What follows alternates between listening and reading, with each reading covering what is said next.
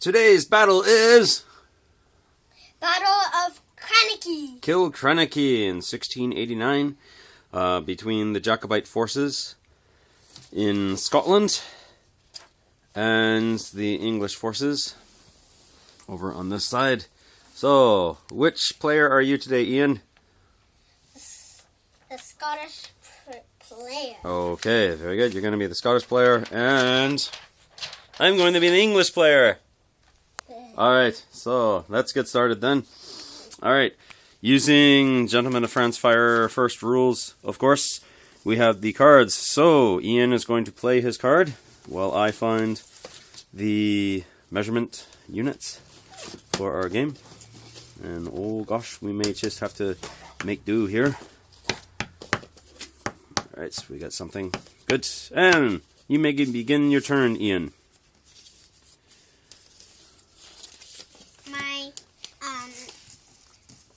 It's a 2. Okay.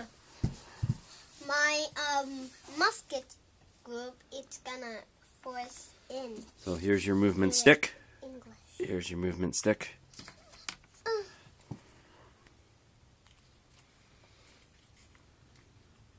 Over here? Yes, that is correct. Battle of Killiecrankie, just some background information, was fought in June, I believe. The area where it was fought, it was a very small battlefield. We've only modeled part of the farm, which was known as...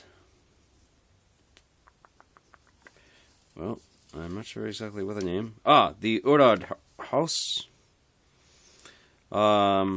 Originally, the Camerons had been able to overrun the farm. However, at this point of the battle, we're showing that the English are still holding the farm. No pun intended. These groups is gonna fight. Alright. And that means we need some firing dice. And oh, shoot, I forgot to take out the firing dice. 3. Yes, you need 1, 2, and 3. Here you go.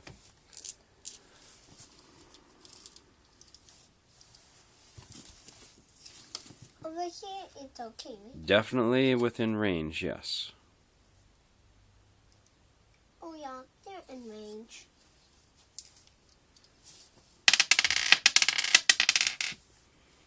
Okay, you have a 2. What does that mean? Hero.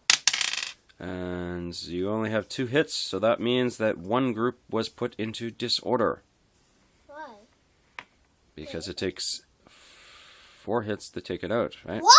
So half of that group are casualties. Okay, for these stands, most of the figures are 3 figures per stand. Therefore, if I have a larger group with 6 figures, it's classified as 2 stands. The way that I based most of the figures was basically because of the amount of figures that the manufacturer made of a certain pose, so therefore I put them that way. Is there anything else you want to do right now?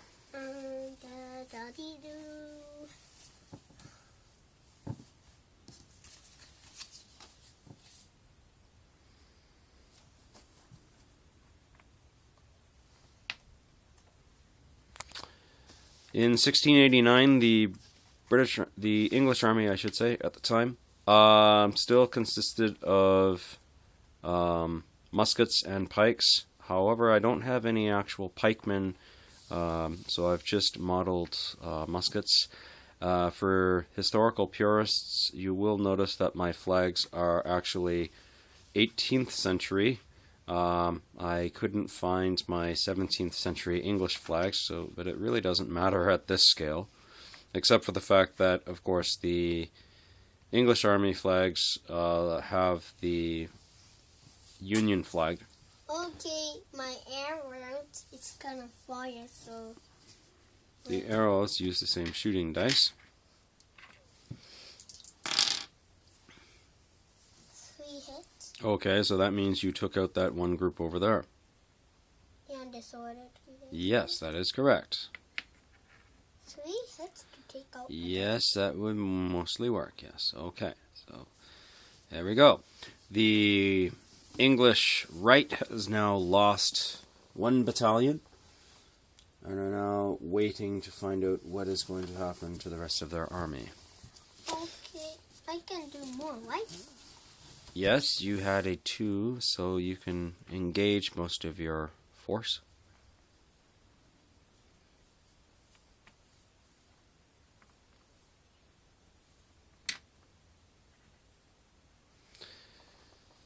Due to the fact that the Highland Army was still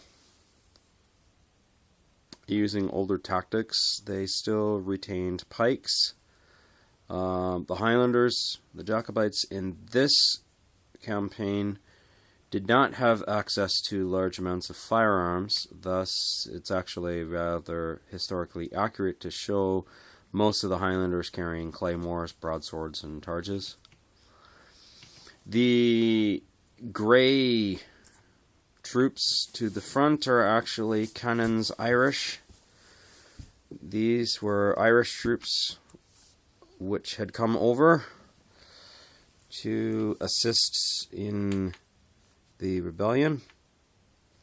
And it just so happens that in the actual battle they may have worn grey coats, and it just so happens that I haven't been able to paint up all of these troops, so grey is the predominant color, so obviously it still fits in. And their color is just a generic green banner. So Ian's move is to charge forward the Jacobite line in the hopes that an onrush of screaming Highlanders will break the English line. And outside we have our doggies barking away like crazy. What do you understand about Highlanders, Ian? I don't understand. What do they wear? What clothes? Kilts. Kilts, and what else? What's on their bonnets? Very good. And belts. And belts, yes. And what? I don't know. What kind of music do they play? Oh yeah, bagpipes. Right. I haven't set up any bagpipe music in the background because my CD player is broken. Oh well.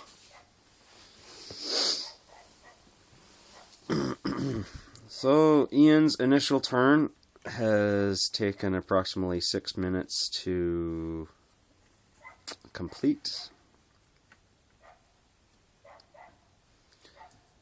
And the visually impressive Jacobite line is now advancing towards the rather insignificant looking English line. However, English musketry may actually cut down the front ranks of the pikemen. The English turn after 7 minutes begins with just a firing card, which suits me fine. So the English begin by bombarding the charging Highlanders. Their first round is from their small cannon. Bang. Which is a hit, which has blown a big hole in the charging pikemen. 1, 2, 3, 4, 5, 6. The muskets begin to fire. We're checking, first of all, the far right unit to see if they're standing, and they're actually falling behind. Could you make them fall back? Where? That group. By the green flag. Yes, thank you. Very good, very good. No, that's far enough. That's far enough. They don't need to go that far. Alright.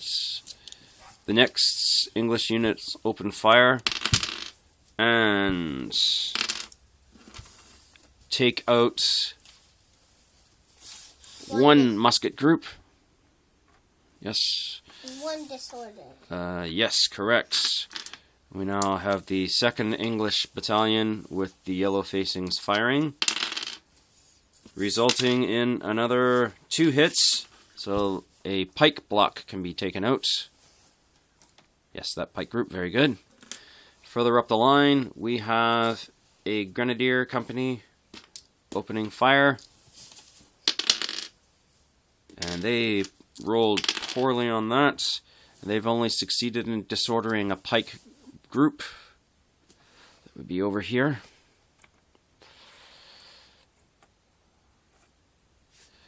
We have 2 companies from another battalion. The English liner are firing by platoons. 2 hits. They've taken out one of the Irish musket blocks.